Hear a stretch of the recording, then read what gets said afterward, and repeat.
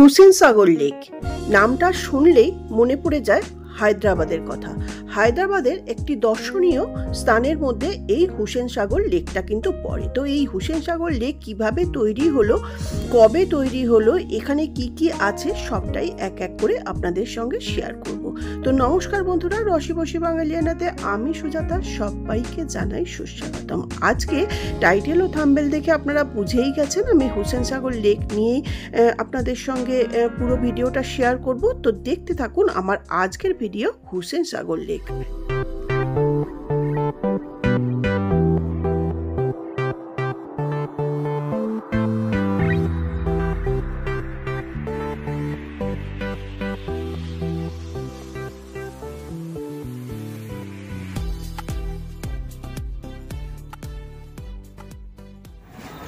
স্বামীনারায়ণ মন্দির দেখা কমপ্লিট হয়ে গেল। এখন আমরা যাচ্ছি হুসেন সাগর লেক।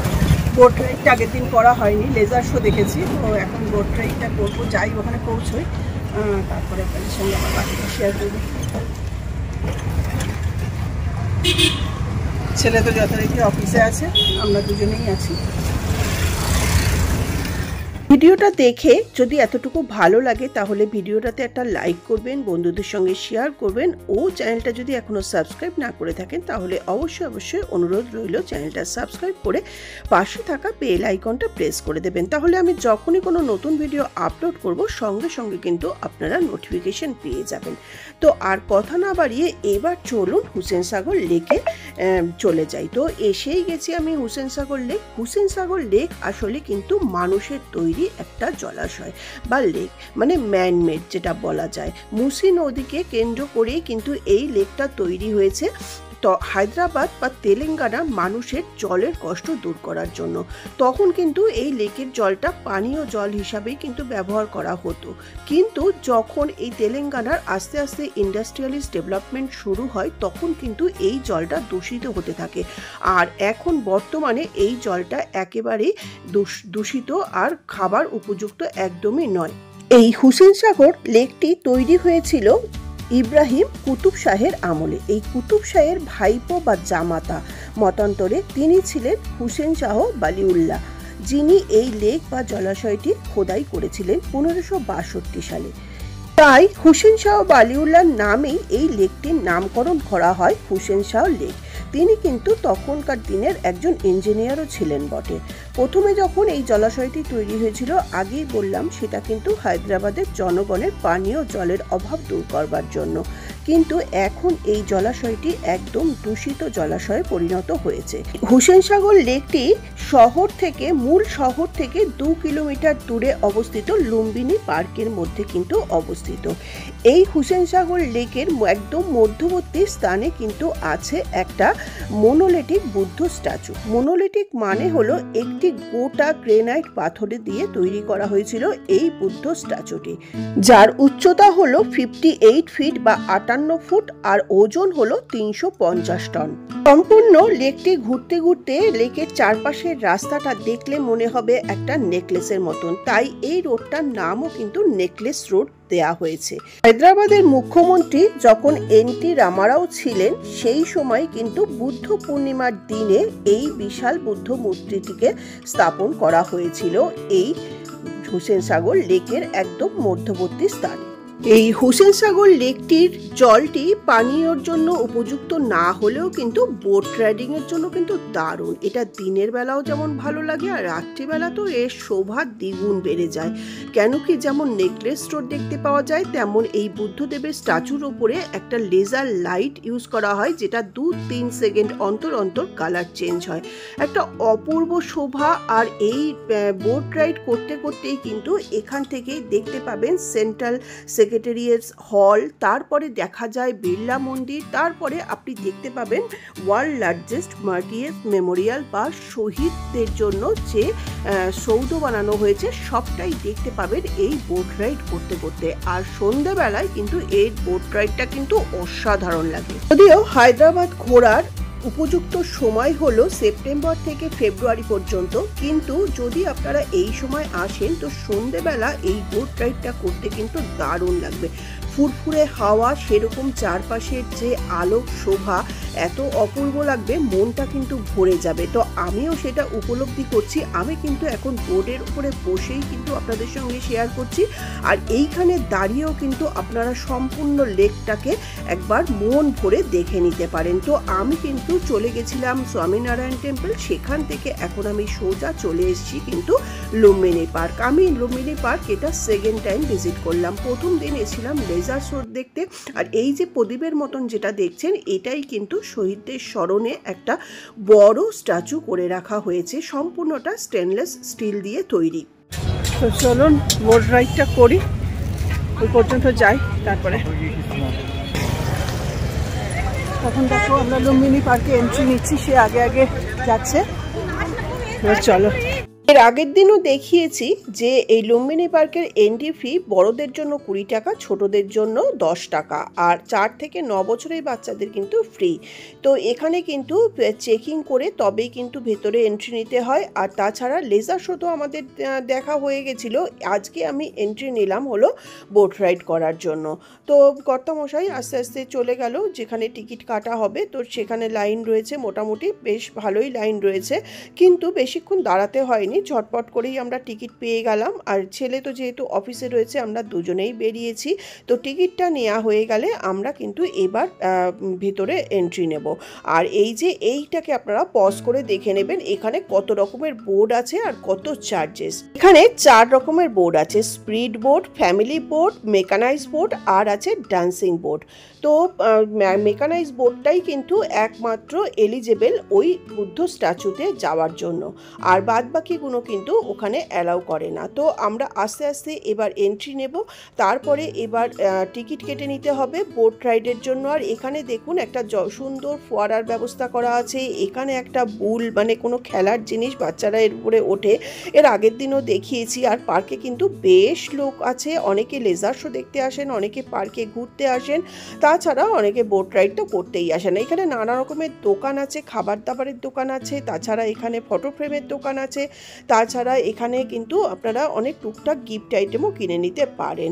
তো এখানে স্পিড বোর্ডগুলো 500 টাকা, তারপরে ফ্যামিলি বোর্ড 700 টাকা, ডান্সিং বোর্ড আছে, আর এছাড়া আমরা যে বোর্ডটাতে উঠেছি মেকানাইজ বোর্ড, সেটা কিন্তু বড়দের জন্য 100 টাকা টিকিট, আর ছোটদের জন্য বাচ্চাদের জন্য হলো 50 টাকা।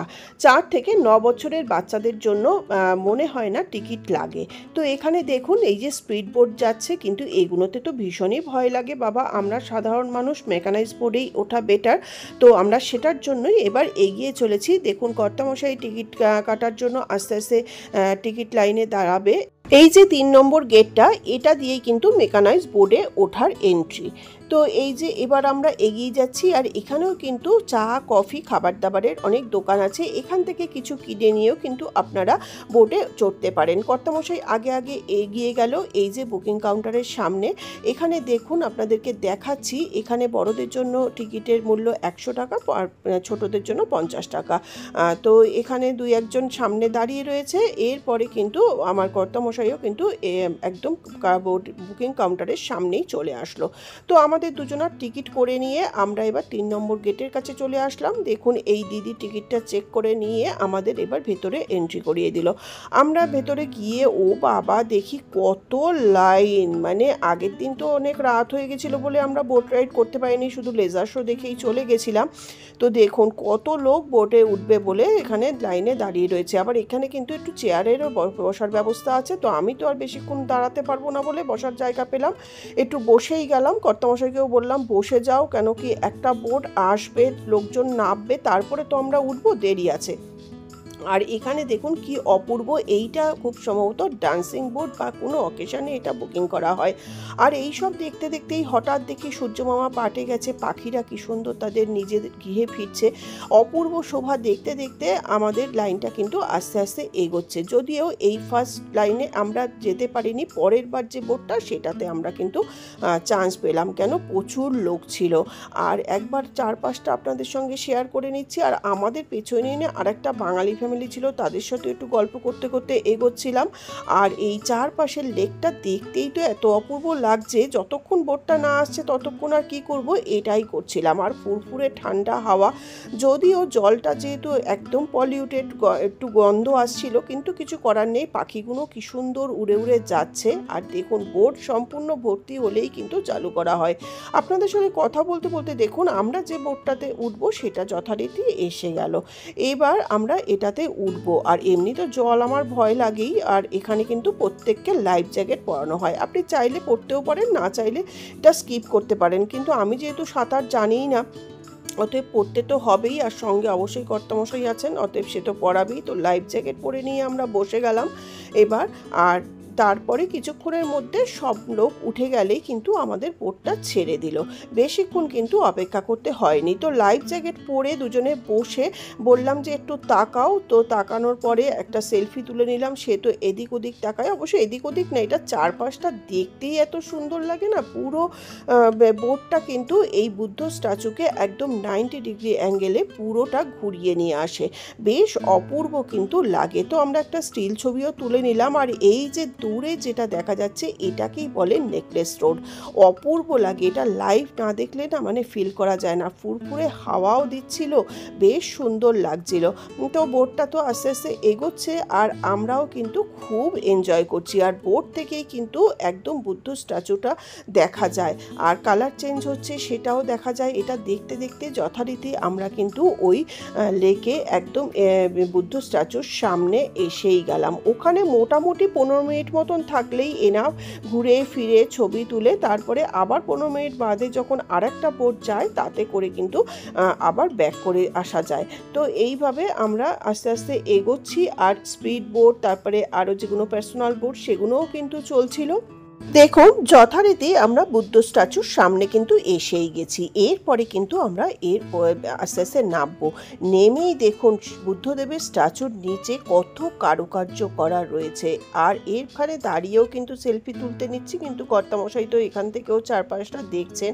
তো কি করব, একাই সেলফি তুলে নিচ্ছি। তো এইভাবে কিছুক্ষণ পুরো বুদ্ধ স্ট্যাচুটা পুরোটা লেকের ভিতরে ঘুরলাম। এই লেকটার ভিতরে আসলে না মানে বুদ্ধ স্ট্যাচুর এখানটায় নামলে আপনার মনেই হবে না যে আপনি কিন্তু মানে ভারতবর্ষের কোথাও আছেন, মনে হবে কোনো জায়গায় বিদেশে চলে এসেছেন। এত অপূর্ব চারপাশটা লাগছে। আর এখানে এই লাইটিংয়ের ব্যাপারটাও এত সুন্দর। তো দুজনে কিছুক্ষণ একটু হাঁটলাম চারপাশটা, আর হাওয়াটাও বেশ সুন্দর ফুরফুরে লাগছিল, চারপাশের পরিবেশটাও সুন্দর লাগছিল। তো এইটা করতে করতে অনেকে হয়তো এখানে এসে রিল বানাতে পারবেন চাইলে, কিন্তু এটা অবশ্যই কিন্তু হায়দ্রাবাদের একটা দর্শনীয় স্থান। হোসেন সাগর লেক দেখা কমপ্লিট, ছবিও তুলে নিয়েছি, দারুণ লাগলো, সঙ্গে পাখের গন্ধও লাগলো, তাই তো। এখন আমরা আবার বোটে উঠবো। তো এই যে প্রচুর ভিড় হয়ে গেছে। বোটে ওঠার আগে একবার চারপাশটা আপনাদের সঙ্গে ঘুরে শেয়ার করে নিচ্ছি, আর আমিও একবার দেখে নিচ্ছি। তো এবার আস্তে আস্তে কিন্তু বোটে ওঠার পালা। তো একইভাবে খুবই সিস্টেমেটিক, এখানে কোনো ধাক্কাধাক্কি নেই। আর একদল একদিক দিয়ে উঠছে আর একদল একদিক দিয়ে নামছে। তো এবার আমরা যথারীতি আবারও সেই বোটে উঠে লাইফ জ্যাকেট পরে নিলাম। লাইফ জ্যাকেট তো পরতেই হবে, অনেকেই দেখলাম পরেনি। তো এর মধ্যে পড়ে গেলে সাড়ে সর্বনাশ, মানে কি হবে জানি না, তবে পাকের জলে কিছুটা পড়ে যেতে হবে, যদিও না খুবই সুন্দরভাবেই আসলাম। আর এই যে দেখুন আমাদের বোট কিন্তু ছেড়ে দিয়েছে। এবার সম্পূর্ণ এই বুদ্ধ স্ট্যাচুকে ঘুরিয়ে নিয়ে আমাদের গন্তব্যে পৌঁছে দেবে। তো আপনারা দেখতে থাকুন। আর দেখতে দেখতে ভিডিওটা যদি এতটুকু ভালো লাগে ভিডিওটাতে একটা লাইক করবেন, বন্ধুদের সঙ্গে শেয়ার করবেন। ও চ্যানেলটা যদি দেখছেন এখনও সাবস্ক্রাইব করেননি তাহলে অবশ্যই অনুরোধ রইল চ্যানেলটা সাবস্ক্রাইব করে পাশে থাকা বেল আইকনটা প্রেস করে দেবেন। তাহলে আমি যখনই কোনো নতুন ভিডিও আপলোড করব সঙ্গে সঙ্গে কিন্তু আপনারা নোটিফিকেশন পেয়ে যাবেন। আর এই লুম্বিনী পার্ক সকাল 9টা থেকে রাত 9টা পর্যন্ত খোলা থাকে, মানে 10টা পর্যন্ত খোলা থাকে, কিন্তু বোট রাইড করা হয় কিন্তু 9টা পর্যন্ত টিকিট দেওয়া হয়, আর 10টাতে কিন্তু বন্ধ হয়ে যায়। যাই হোক, আর আমি যেহেতু ছেলের কাছে রয়েছি তাই আমি 2 দিন গেলাম, কিন্তু আপনারা কিন্তু এই লুম্বিনী পার্ক, তারপরে বিড়লা মন্দির, এগুলো সব একই দিনে কিন্তু লেজার শো সমস্ত কিন্তু একই দিনে কভার করতে পারবেন। তো যাই হোক, আমি ধীরে ধীরে করলাম। আর এইবার বাড়ি ফেরার পালা, মানে ছেলেও অফিস থেকে এসে যাবে। আর এই দেখুন বোটটা কিন্তু পুরো সম্পূর্ণ ঘুরে যাচ্ছে 90 ডিগ্রি অ্যাঙ্গেলে। বুদ্ধদেবের এবার পেছনের পোর্শনটায় আমরা চলে এসেছি। এইভাবে সম্পূর্ণ বোটটাকে ঘুরিয়ে নিয়ে আমাদের গন্তব্যে পৌঁছে দেবে। আর লাইটটা যে চেঞ্জ হচ্ছে সেটাও আপনারা আশা করি বুঝতে পারছেন। তো আজকের মতন এই পর্যন্তই। আর হায়দ্রাবাদকে যেহেতু চারমিনারের শহর বলে বা নিজামের শহর বলে, সেই নিজাম হাউস, তারপরে নিজাম মিউজিয়াম, চৌমাল্লা প্যালেস, তারপরে চারমিনার, এই সব ভিডিও কিন্তু আস্তে আস্তে আসতে থাকবে। তো দেখুন আমি বোটে বসেও কিন্তু কোনো রকমের কাছে যেতে হয়নি। বোট থেকেই এত সুন্দর ভিউ যে বোটের মাঝখানে বসলেও কিন্তু আপনারা সুন্দর কিন্তু পিকচার তুলতে পারবেন বা ছবি তুলতে পারবেন। তো আজকের মতন এই পর্যন্তই। আবার আসবো নতুন কোনো ভিডিও নিয়ে, নতুনভাবে। আমি রসে বসে বাঙালিয়ানা সুজাতা। আর রান্নাবান্নার ভিডিও সে তো থাকবেই। এখন যেহেতু আমি হায়দ্রাবাদে রয়েছি, তাই এখন হায়দ্রাবাদে ঘোরাফেরার ভিডিওই কিছু আসবে। সঙ্গে ছেলের কাছে কি রান্নাবান্না করছি সেটাও কিন্তু আমি অল্প বিস্তর আপনাদের সঙ্গে শেয়ার করছি। তো আজকের মতন টাটা, বাই বাই, নমস্কার, ধন্যবাদ। রাতের হায়দ্রাবাদ দেখতে দেখতে বাড়ি ফিরলাম। হুসেন সাগর লেক কেমন লাগলো জানাতে কিন্তু ভুল করবেন না বন্ধুরা।